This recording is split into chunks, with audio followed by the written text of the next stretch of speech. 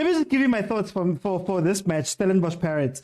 I think on the Stellenbosch side, what they did very well in that first match versus Pirates, and what has happened in this last match Pirates played, was that Saleng needs space. So if you don't give them space, they can't.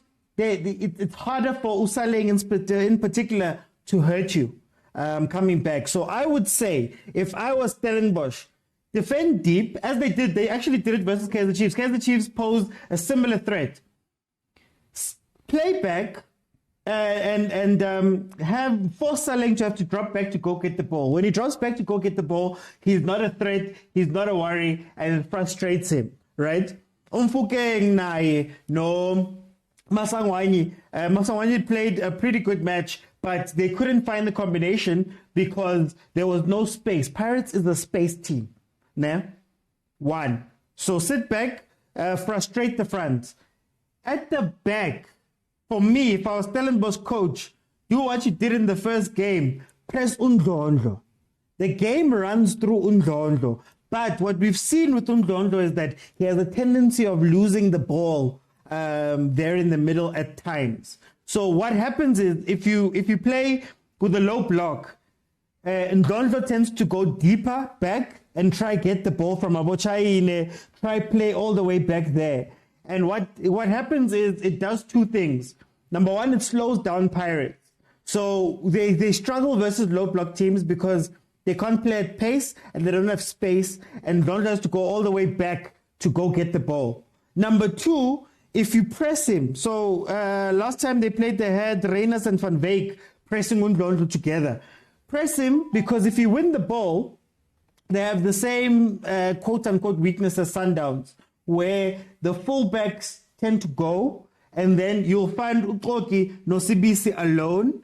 And if you can win the ball up there with two players, you just need two players. If you can win the ball from Ndlondo up there, right? What happens is then you've got a 2v2 on Koki and CBC, and Nabo, they get in 6s and 7s when you catch them off guard. Like they don't know what to do a lot of the time when it's 2v2, right? So that's what I think Stellenbosch should do. Pretty much the same thing they did in the first match. But they just need to hit them a little bit faster. Cut Ndlondo out. Minare doesn't play the ball. Minare is there. They push him up to maybe go support to Raideng. So Pirates is essentially not playing with a central defensive midfielder, and Ndlondo is pretty much alone with Koki and CBC behind him during the games usually. So use that and attack those weaknesses and go 2v2. Exactly what they did in the first game. Right, Hoto was a mistake from Jose Rivero, left back. Shandu is a lot better. Is it Shandu who plays on that side? Mako is a lot better playing on that side. But now he pushes up too fast. So defend deep, get it back, hit them. The only issue, and I think the only way on the Pirates side, I think what's going to help Pirates is that this is a two-legged affair, and when it's two legs. In a